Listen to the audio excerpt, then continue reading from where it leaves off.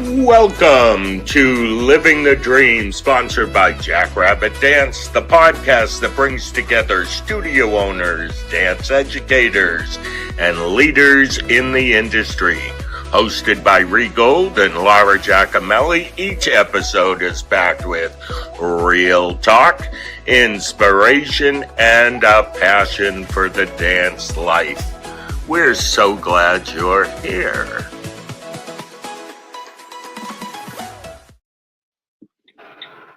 Hi, Laura. Hello, friends. Welcome. This is Living the Dream. I'm Ree Gold, and this is my fabulous co-host, Laura Giacomelli. How are you? I'm good. Hi, Ree. Hi, everyone. We're so excited that you're joining us for a very special edition, our Studio Spotlight, but Canada edition. Today, we're shining that spotlight on a studio that's been serving its community and shaping dancers for over 5 decades. That's 52 years of passion and inspiring the next generation. How cool is that? Yeah. And what's even more amazing, it's not just one director, it's a leadership trio, or what we like to call them in Gold Alliance, the triplets. Three strong women who've created a culture of collaboration, longevity, and love. The triplets. I wondered how long it would take for that to come up.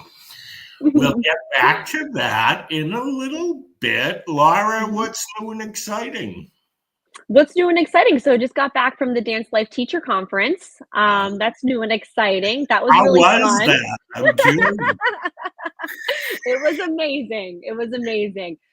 It was cool. I feel like this time I was a little bit more on the teaching side of things, which was kind of cool to like step onto that side of the line now, which was neat. I got to speak on some panels, which was cool, and doing some mentoring sessions, which I thought was a very cool addition to what you added to it this season.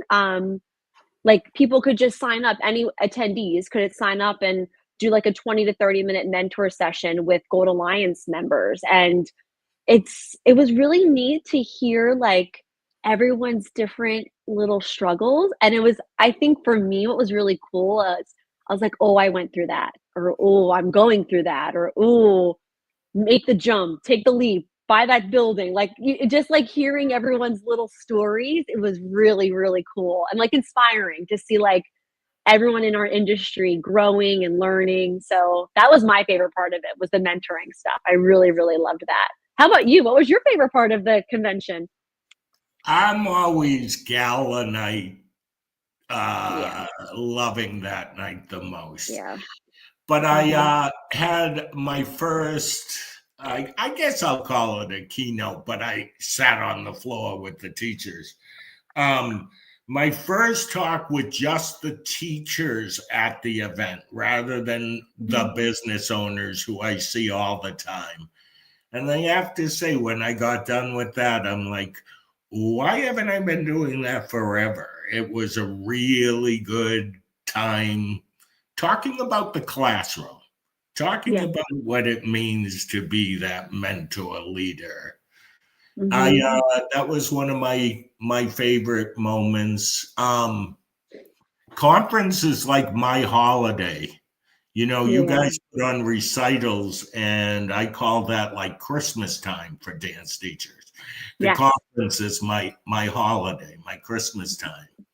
Yeah. So can I say, Ree, I think it's great that you were speaking to the teachers, because as a studio owner, yes, like I run the business and I don't teach as much anymore. I only teach, out of our 55 classes we have a week, I only teach 3. That's it. I have a staff of 10 who teach the other 52 weekly classes.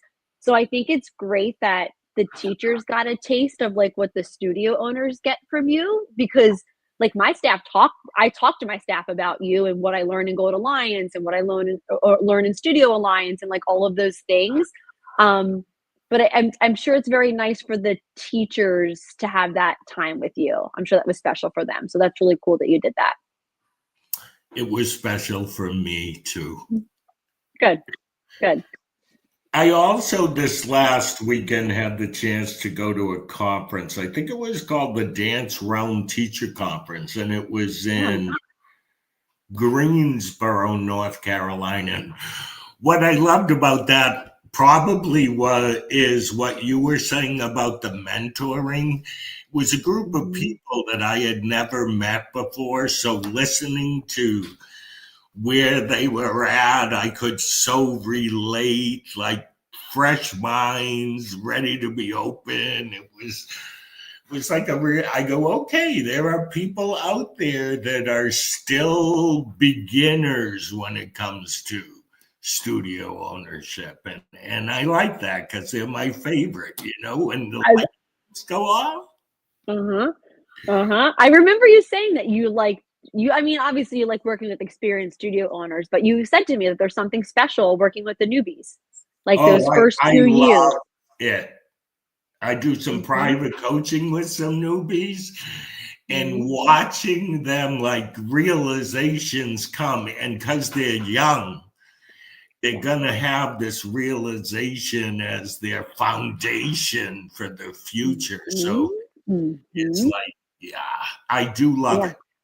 Yeah, and it's helping them lay a solid foundation. I'm lucky I was IDEA when I joined Studio Alliance, so I had IDEA when I first joined, but I remember when I went to your retreat center in Massachusetts. That first year, I was like, I just want to teach dance. I don't know how to run a business, And I look at myself now, I'm like, wow, thank God I had the smarts to reach out to someone in the industry who can help guide you. I think that's really important. I think studio owners should invest in that. I think that's the most, you can invest in acro mats and this ballet bar and this flooring and blah, blah, blah, blah, blah.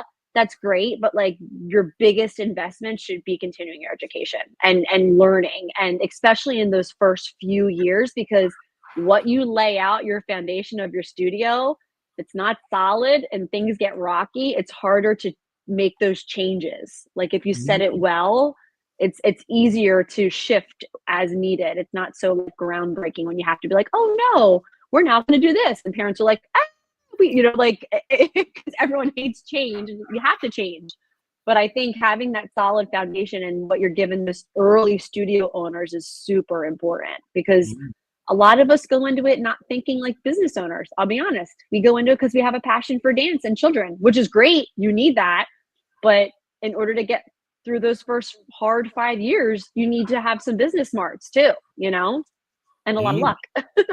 And confidence. Yes. And vision. Yeah. Okay. Yeah. I'm excited for this show.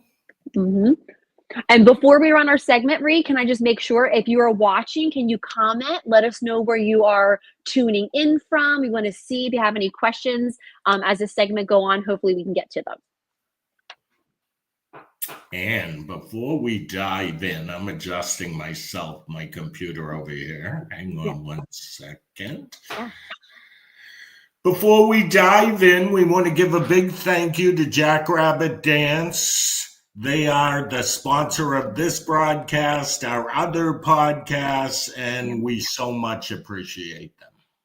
Yes, Jackrabbit is the studio software that helps you take care of business so we can focus on our passion. From registration to scheduling, they got your back. Thank you, Jackrabbit. We will be back with our special guests right after this message. This episode is sponsored by Jackrabbit Dance, the dance studio software empowering you to build the studio of your dreams. With over 20 years of experience, Jackrabbit has the solutions and industry insights to help your business grow. Want to increase student enrollment, optimize your pricing to be profitable, or improve staff retention? See how other studios are using Jackrabbit Dance to hit their goals year after year. To learn more, visit jackrabbitdance.com/benchmarks. Hello. Good morning. Welcome to the triplets. The whole world knows. Now let's meet the powerhouse women behind one of Canada's most enduring studios.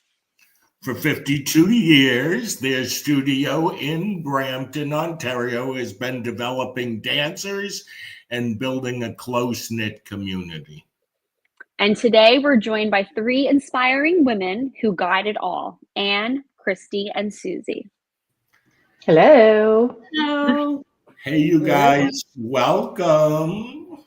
Thank you. Thank you. So I want to take you back. Tell me a little bit about the 52-year history. And I would like to know, were you all there in the beginning as students? Who would like to take that question? I see you nodding. Kristi, go for it, baby. So I actually did not start there officially, but I did join, which was called Nancy School of Dance, at the age of 7. And I am now much older than that. And I have been there ever since. And I went through all the positions of, being a little demonstrator, then being an assistant, then being a teacher, then taking over. Wow. How long, do you want to tell us how many years? So 30, more than 34 years, probably 38 years. Okay. A little higher than that, maybe 45 A years. little higher than that. I've been So there. I'm at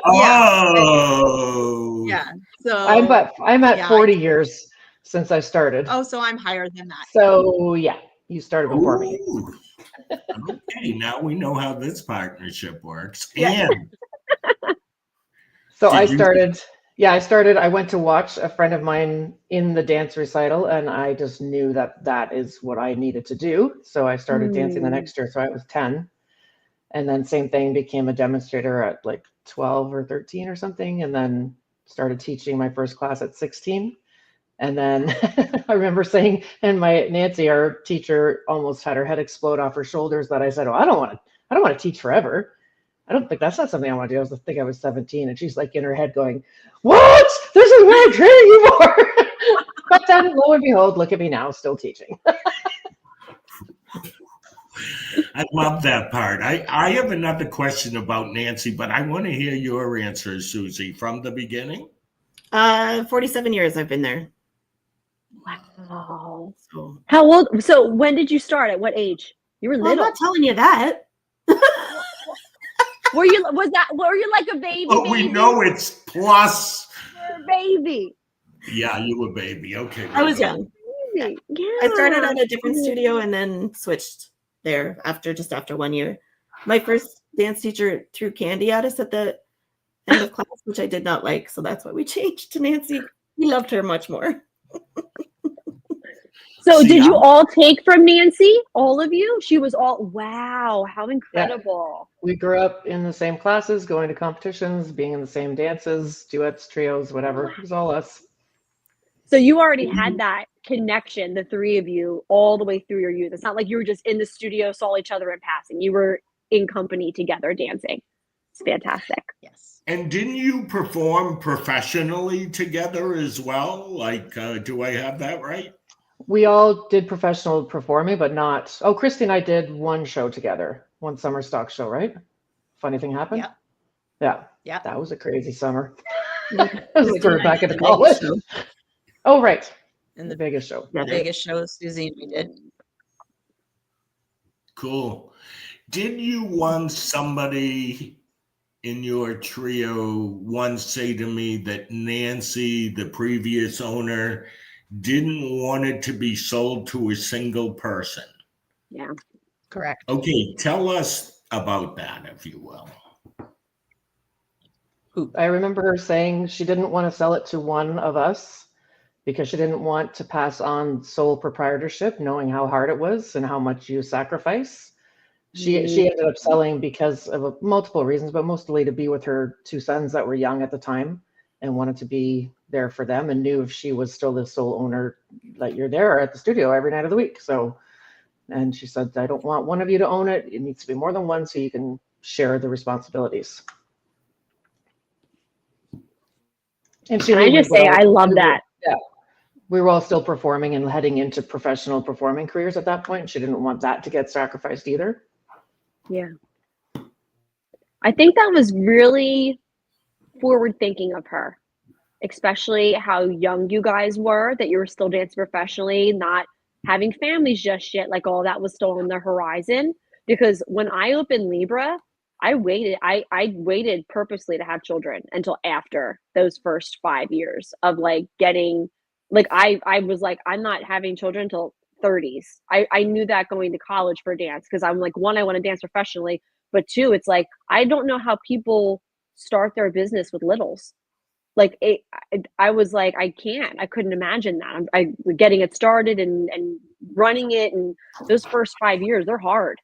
Whether you're walking into an established business or not, all of it has its own hards, you know, like mine was hard building it from the ground up. Yours was hard changing whatever you wanted to change and finding your flows and doing all of that. But I couldn't imagine taking on something that big while having kids. And that was so smart of her to be like, hey, divide and conquer. I think, and I feel like you three are like the perfect trio to do that. I actually wanted to ask, we kind of already talked about how you guys came together.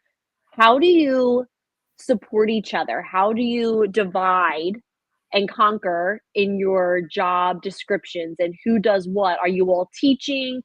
How do you do that? How do you find each other's strengths and let different people lead in those things? Susie, can you start? Absolutely. So we all pretty much do what we're best at. Main categories, like Ann's very creative with marketing, and she's very good with marketing. Kristi is awesome with our staff, so she's kind of like our HR as well as costuming. I'm a numbers nerd, so I do the financial stuff and the scheduling. But if we have to take time off from work and something needs to be done, we know we can give it to another person and it will still get done if it's needed. So And are all of you still teaching as well, or no? Yes. All of you are still in the classroom too. Wow. Ann's in once a week. Kristi's in teaching in the classroom twice a week this year. I'm in usually three. Now it's about 3 nights a week. It might be 4 again this year if we need an extra person, and then rehearsals too for competitive stuff. Wow.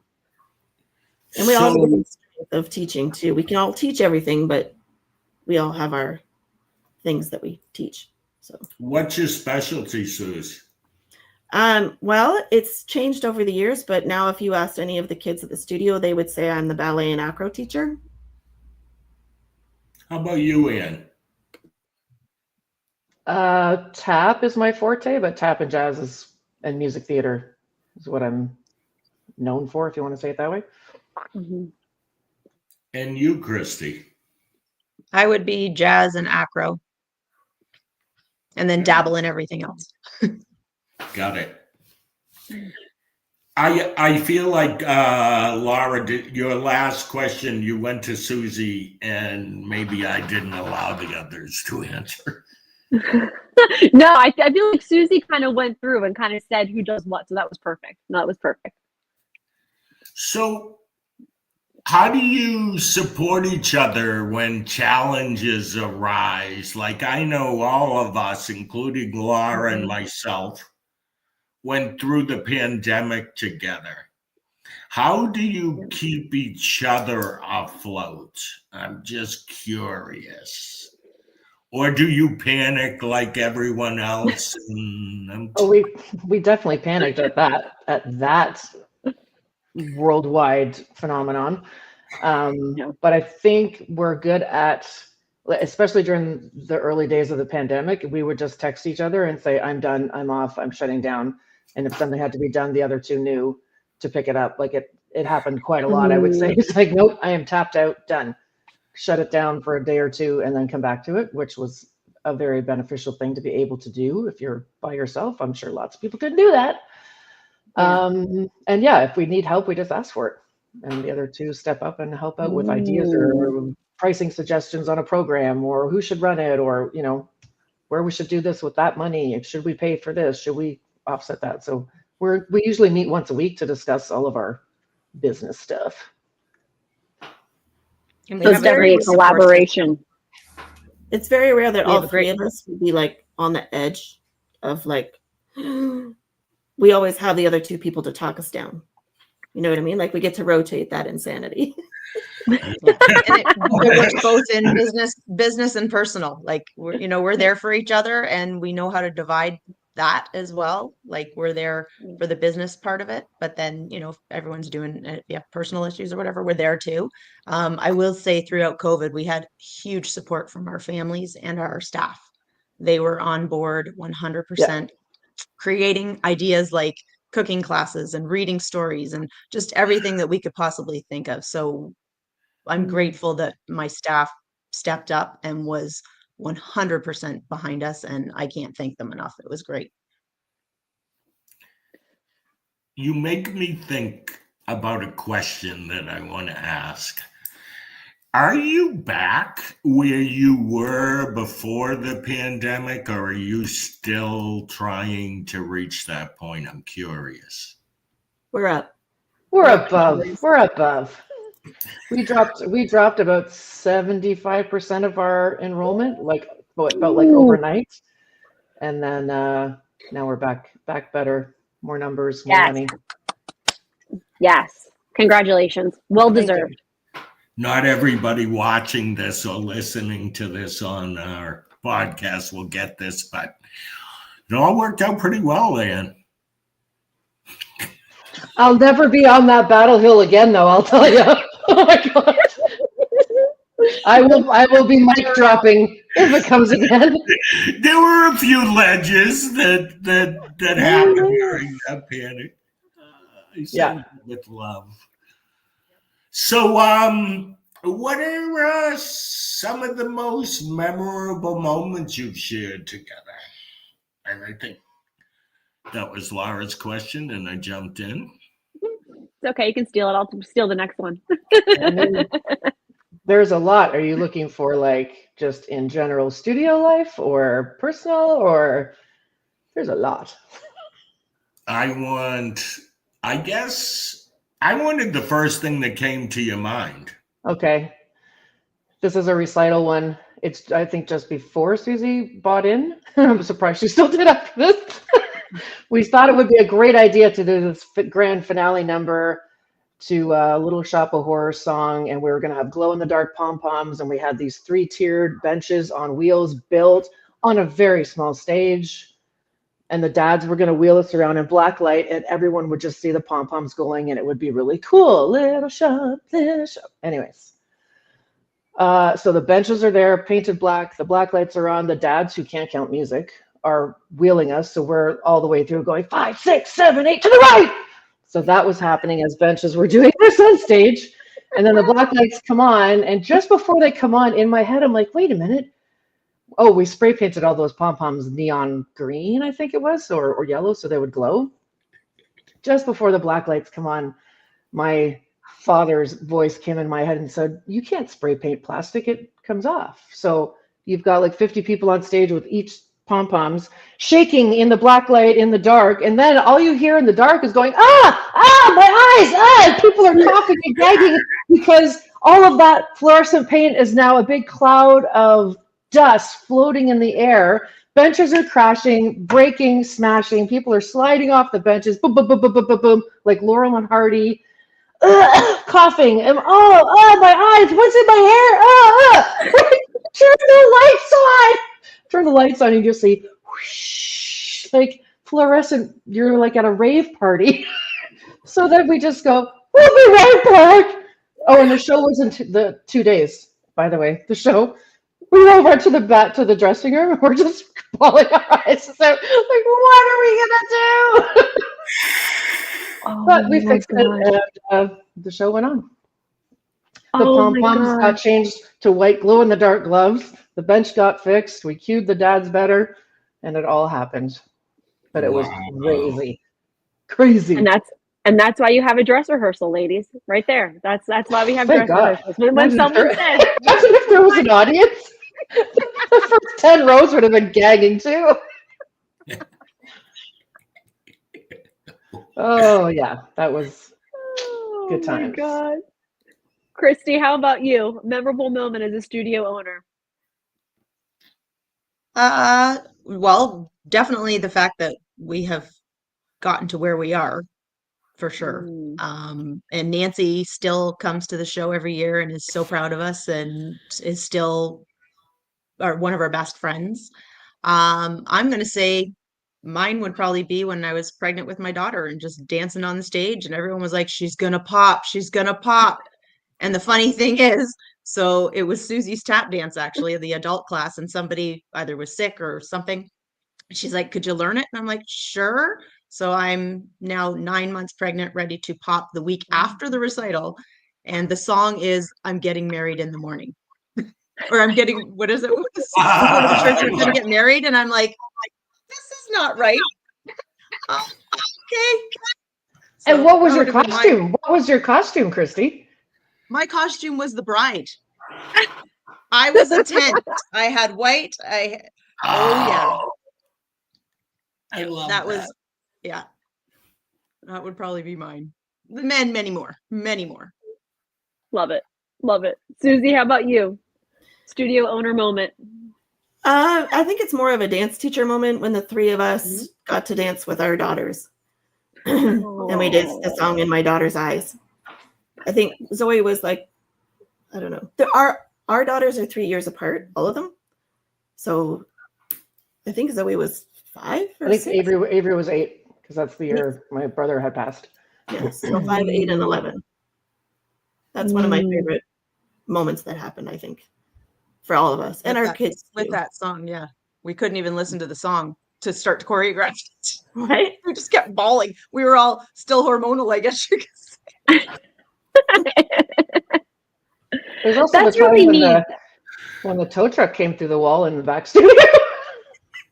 The forklift on our neighboring on the other side of the wall. I don't know what happened. Oh, they were trying to break in, weren't they? Yeah, they were breaking into our studio.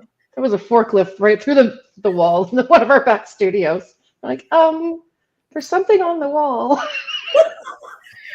Oh my God. You were in the building?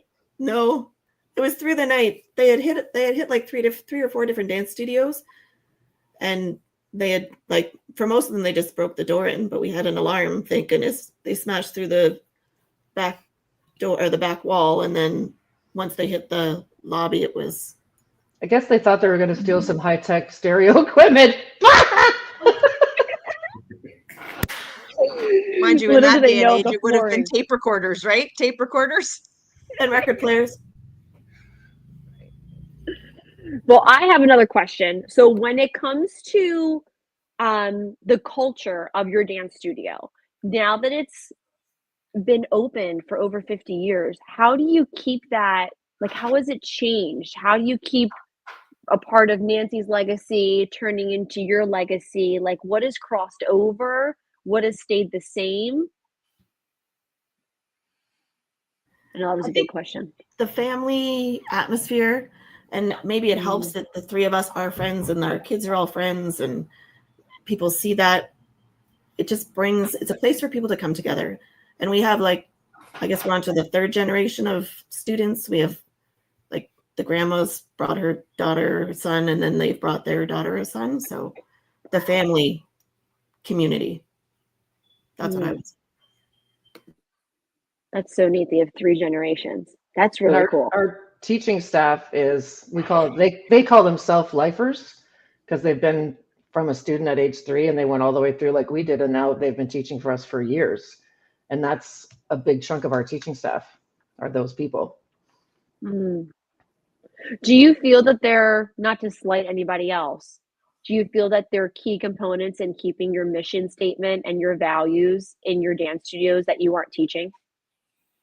Like the classes that you aren't teaching, do you feel that they really carry that over for you since they grew up in that building? Yes, they do. They do. And like I said, they're always willing to help. And any new teachers that we do bring in, the other teachers kind of rally and say, okay, we'll do it this way. And so kind of pre-training them, I guess, to kind of make them feel inclusive.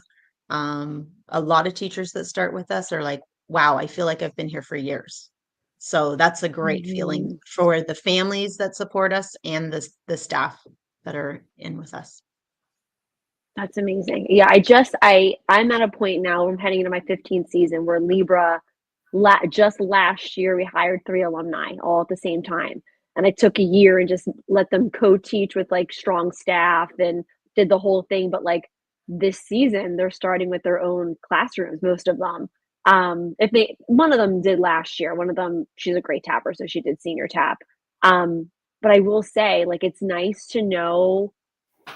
I don't know. I feel like they're invested in it more in a different way. It's like, when they were at competition with us, a couple of them, when I was walking up, they were warming up dancers, and I looked at them and I was like, God, wasn't I just warming you up last year? You know what I mean? Meanwhile, they're 24 years old and 23 years old. I'm like, that was 10 years ago, I was warming you up when you were 14, and here you are now. Like, that full circle moment just happened for me last year. I wasn't around long enough, to make that happen. But I will say how they love the studio, like how we do, like as owners, because they grew up in it and they always say, like, this was my happy place. I want to make it these kids' happy place. I loved being at this studio growing up. Like that is something special for sure, because you can't teach that. You can have someone be invested in your business, but for it to say that there was a childhood happy place, that's something special and different.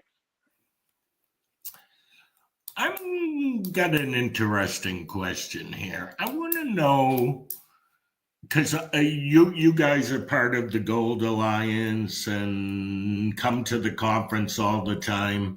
What do you think might be differences between, let's say, Canadian dance education field and the US? Or are we similar most of the time? I'm just curious, your observation. Oh, nobody jumped at that question. I think You're like, well, from the teachers that I know from the US and talk to, we run our studios very similar. There's way more dance studios in the States than there are in Canada, for sure. oh, I think there's probably more remote. Like, I'm the one studio in this town situations a lot more than there is in Canada, which I'm sure can feel a bit isolating. So yeah, that's what I've noticed. But as far as like in the classroom, or some studios are competitive, some are not, some do a bit of both, that seems pretty much the same in my perspective. You have anything to add, Kristi or Susie? I think with we do a lot of the same training too. Like, I'm going to use acrobatic arts as one of them. So everybody's kind of being trained the same way. I don't know, Adapt, Brian Foley's. I'm not sure how big that is in the States, but obviously it's big here because he's like Canadian royalty. But the different training clients, dance masters, all of that gets cross-border. It's not tariffed yet. Gotcha. I would say Canadian studios, unless they're like really, really up there, big in competition, we don't have as many opportunities to take our kids to local conferences, workshops, conventions. It's all stateside. There's one that's like local to us that I can think of. There's more that are coming up, I find, in the last little while. But a lot of for a convention, it would be like just a one-day convention for the kids to go to. Yeah, but that really hasn't changed. Like, even when we were young, going to conventions, it was like New York City, we'd go to Tremaine or Dance Olympus. We always had to go stateside. There was nothing in Canada. That's interesting, because granted, I'm on calls with you guys in June a lot, and I feel like the Canadian dance scene is big. Maybe I'm wrong. That's interesting that they don't have conventions, that they wouldn't go or have your own. I'm not saying even American conventions go there, but there wouldn't be a big convention circuit there, because I feel like a lot of great dancers are coming from Canada. So there are a lot of great dancers coming from Canada. A lot of them leave and go to the States. Yeah.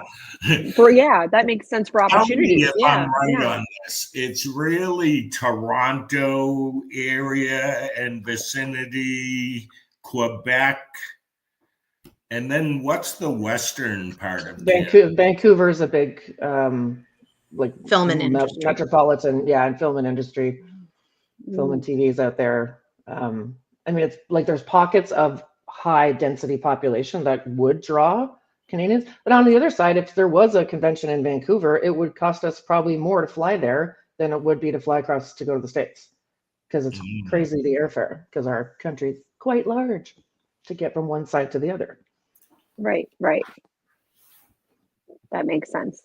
I have a question. Oh, go ahead, Ree. You want to jump in? Go. No, you go for the question. So I want to kind of pull it back a little bit and say, now that you've been in this. Wait, just got this comment. Yes, Ottawa. Ottawa as well. Hang on. Definitely, yep. Yeah, I agree with that. Okay, go ahead, Laura. Dancers, yeah, perfect. I'm like Ottawa. What are we talking about? I'm missing the joke. Yeah, lots of studios and dancers, but still not a big conference scene or convention. Right, which is interesting. Now that you've owned your studio for 30, some of you almost 40 years, what is something that you would look back and tell your younger self, word of advice, before you took it over? Everyone's laughing, or everyone's eyes went big for people who can't see them. This brings me to an incident we had at the Dance Life Teacher Conference, and Tammy Bolduc and I were sitting having breakfast, and there was a young girl at an entire table by herself having her breakfast, and we looked over like, come over here and sit with us, yada yada. So she's just a dance teacher. She wants to be a studio owner eventually, but she comes to these things to take the classes, take some of the business seminars. I'm like, you are the smartest dance teacher I have ever met. She's setting herself up now before going into owning a studio and gaining the knowledge. Light bulb. Every studio or student that thinks they might want to own it should be on that path. Smart, because when we started, I know when I started, I was like, yeah, time steps. Woohoo! We're running a dance studio, not a business. And took us all a long time to put a business owner hat on and understand that decisions have to be made on the best interest of the business, not that emotional attachment to students and families. Huge. How many years did it take you to come 20? Probably 20 years. Ooh. Yeah, like I said, when we went to your, what was it? Not the Dance Life. What was your thing before Dance Life? Project Motivate. Project Motivate. And I was pregnant with my son, who's 18 now, and you had said those words, like, you deserve to make a living. I'm like, that's it. And I remember I slammed my fist on the table and went, we are never working for free again. It's not happening. And we haven't, for the most part. Yes. COVID notwithstanding. Right. World pandemic, that's in its own category. Yeah. But that was like, that moment I was like, nope, that is it. People are, nope, no more. Because we came from, like, Nancy used to do it by herself, and she'd be like, yeah, we'll run rehearsals. Like, she never charged extras for all those things. And we just kind of adapted that same mentality. And we never ran anything in the summers, and that's just the way it was back then. But like, it has to be a 12-month business. You can't just shut down in the summer. Well, not where we are anyways. And for the rent you pay, you can't shut down at any time other than Christmas and spring break for a week. Right. So yeah, business, get your business hat on, young studio owners. And shout out to that young teacher who was in those business classes. Good for her at the Dance Life Teacher Conference. That's awesome. Kristi, how about you? Something you would tell your younger studio owner self? Definitely have the support around you to help. I will 100% agree with Nancy not to do it alone. If you have a business partner that you can work with, that would be my suggestion. That's, support. I think that's I think you guys are in a very unique situation as a trio of women who can work so well together, stay in your lane, but also collaborate. Because I think I've always heard more horror stories about business partners and relationships and things not working out. And, like even my home studio owner, when I told her I wanted to open up a studio, she said, never have a partner. You do it all by yourself. That was the first words out of her mouth. Never have a partner. Do it all by yourself. But now that I don't have a partner, but I do have a company director, and I collaborate a lot with her. And she's one of my main people who, this morning she's like, "Can I have the credit card number so I can register the girls for competition?" I'm like, "Here you go." And I'm like, just the trust that we have, that I know she, just like little things like that, that those 20 kids have been registered for a convention. She's taken my credit card number. It's done. I know it's done properly. Like that support, like what you're saying, Kristi, however you find it in in your dance ownership world is super important, because I didn't have that those first couple of years, and it was really hard. It was really hard.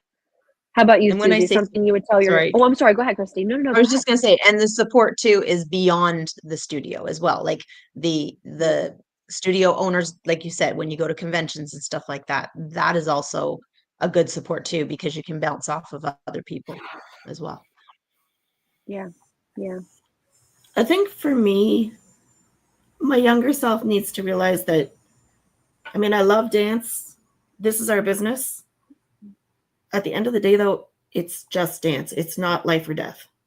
This is a fun activity. This is a place for kids to grow, for adults to grow, gain confidence. So it doesn't matter if we're about to go on stage and we're running a dance backstage, and I'll say little Susie isn't pointing her toes.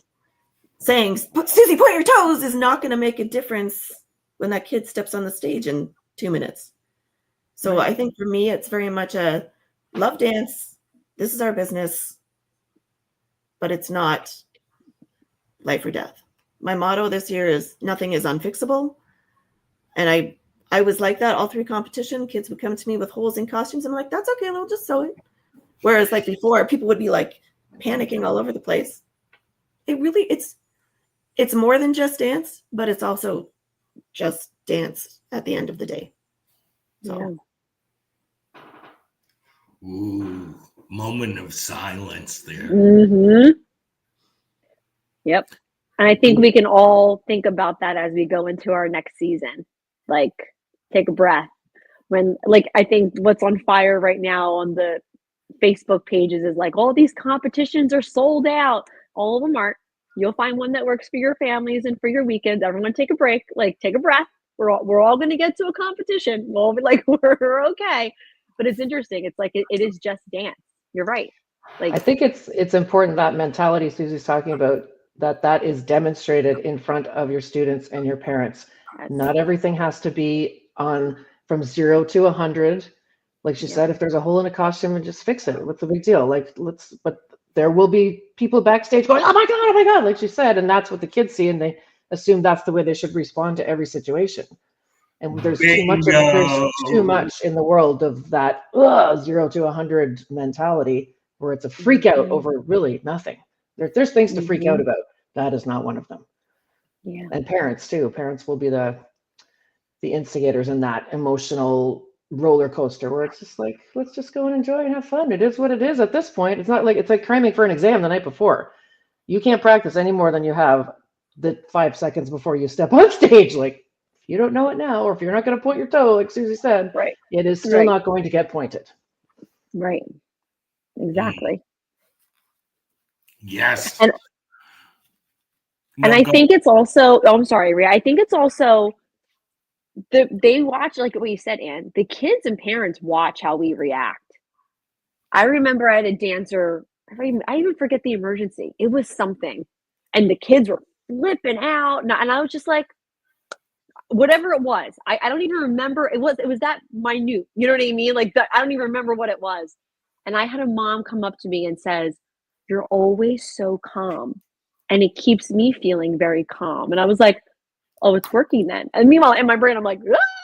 Like in that moment. But it's like, you can't that. Like, you're the captain of the ship. And I know we all felt that way, like during COVID, like the captain of the, we just kept chugging along with our paddles, but like on the big screen of everything. But like in those tiny little moments, the kids are gonna see how you react, and they're going to mimic that in the next crazy situation that they're in. How are you staying calm?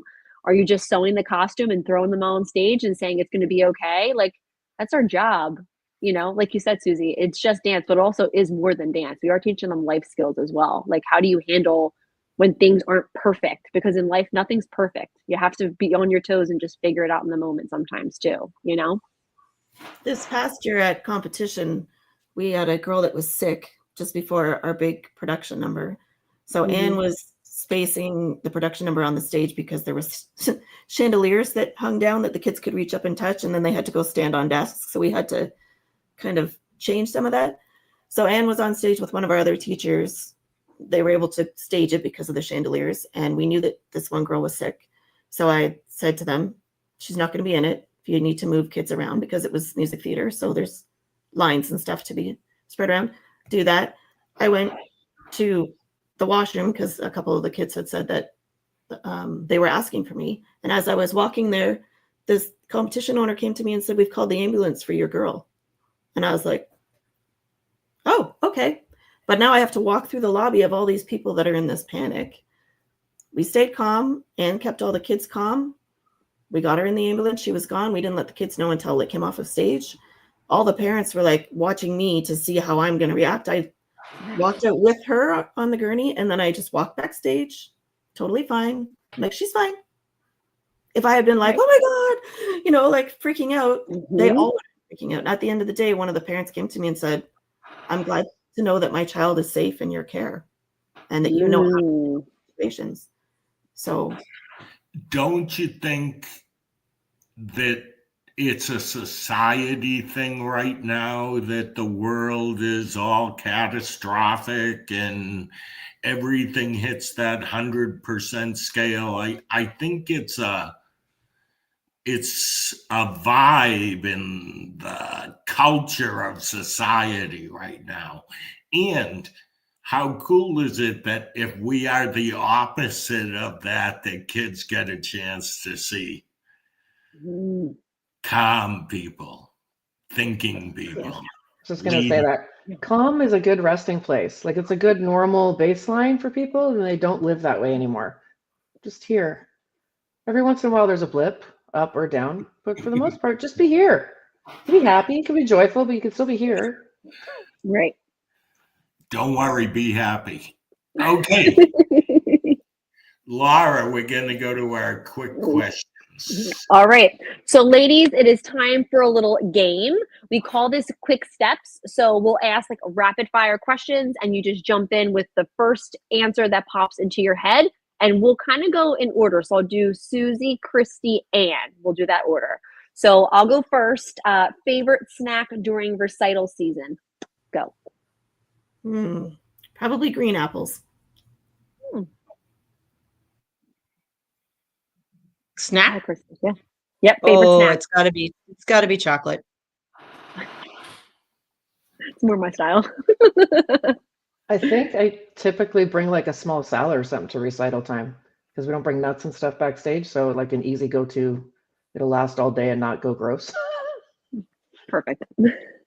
I'm going to let you ask the next question too, because my computer is not plugged in. And I got you. Telling me I need power. I will be. This is the first time. Good. We know you're new to this, Ree. Unplugged.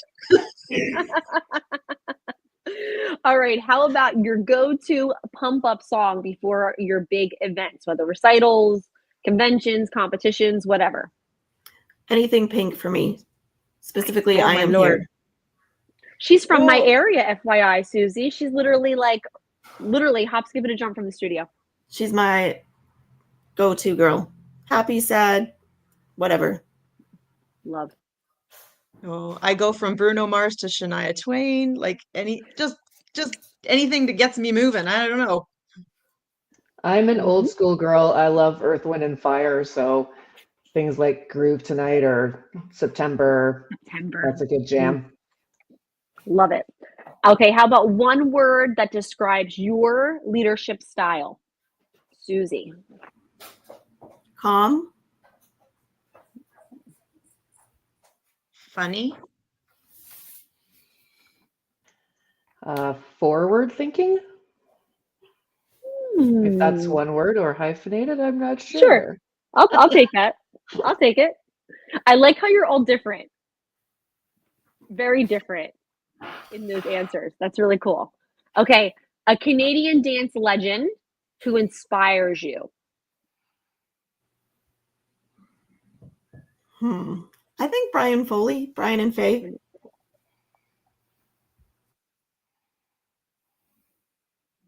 I would say Nancy inspired me, my own teacher. I got the privilege to dance in a couple shows with Joey Hollingsworth, who is the Canadian version of Bojangles. He actually danced with Bojangles when he was like 6 years old. He did the Sullivan Show. He broke through a lot of barriers being a Black performer in venues in Canada. He had no idea he was the first Black performer there, and they told him after. He's like, "Oh, okay." But yeah, he's such a sweetheart. He's still alive, still kicking. Doesn't tap dance anymore, but he did get to teach my son a little bit. He came to the studio maybe 10 years ago to do a little chat with the kids. And then my son happened to still be dancing then, and he's like, "Oh, come here, come here." And he took him into one of the studios and taught him one of his signature steps. Like my son has no idea how honored that should have been for him, but he loved it. Right. But he didn't quite get it. But yeah. So yeah, Meanwhile, you're probably like dying on the side, like the one show I did with him, it was a Happy Birthday Al Capone, it was called. So the reason I got the job was because of him, because I could tap dance really well. And we had a whole machine gun battle thing where the machine gun would go off and then we would tap dance, and it was like me and Joey and the machine gun, me and Joey. And that's how I got that show. We traded dates and we did. I'm like, okay, whatever trade dates mean, I guess I'll pick it up. So I did. So yeah, honored to know that man. Nice. Okay, last one. What does living the dream mean to you? Loving what I do. Doesn't matter what part of it is. It's loving what I do and being up here in my cottage. Having balance and being able to do life and dance. Yeah, I think that's probably mine too. Balance, not being completely monopolized mentally and physically from the studio like we were in the early days. Being able to not be there almost for the entire summer and have it run successfully and know that it's staying alive and it's making income and we still get paid and we're not even there anymore. And I still get to be here and travel and do whatever I kind of want to do and still have that part of me that's still there. And can I just add, because I felt this in some of my mentor sessions with like some of the younger studio owners I was talking to, for any of them who are watching, you're supposed to make a living off of this. It's okay to make a living off of this. And you guys own a studio where it's 3. You know what I mean? Like you've 3, it's funding 3 different livings. Like that, to me, that's incredible. That's a level of success that's like just top notch. Ann, Kristi, Susie, thank you for being with us. I love hanging out with you. I love your diverse personalities. And I have so much respect because I, like Laura, I'm probably not a partnership person. So I'm fascinated by what you're able to pull off, and it makes me say, okay, it does work when it's the right people. Yeah, we've never known it any other way. We've never known sole proprietorship, so we don't have that to compare to either. So that's why we don't understand and can't comprehend how some people do it all by themselves. Like that would just suck me up entirely. Yeah, it's definitely like the other flip of the coin. Well, you guys built a business, not just that, but you built a legacy, and you've continued on a legacy, which is really neat. It's been an honor to celebrate you guys today and the studio. So thank you so much for being here, ladies. Thank you for having us. Excuse me. A final thank you to Jackrabbit Dance, always supporting the Regold ventures and supporting dance teachers across the world. Yep. And if you enjoyed today's episode, be sure to like, comment, and share. And don't forget to subscribe on YouTube, Spotify, and Apple Podcasts. And if you visit Regal.com. You can get more stories, more inspiration, learn about our events. We'd love to see you there one day. Yep. And until next time, have a great day, everybody. Thanks for being here. Thank you, guys. That's a wrap on this episode of Living the Dream. A huge thank you to our sponsor, Jackrabbit Dance, for their support of our community and helping dance studios thrive. If you loved today's conversation, be sure to subscribe, leave a review, and share with your dance friends. Until next time, keep dreaming, keep dancing, and keep making a difference.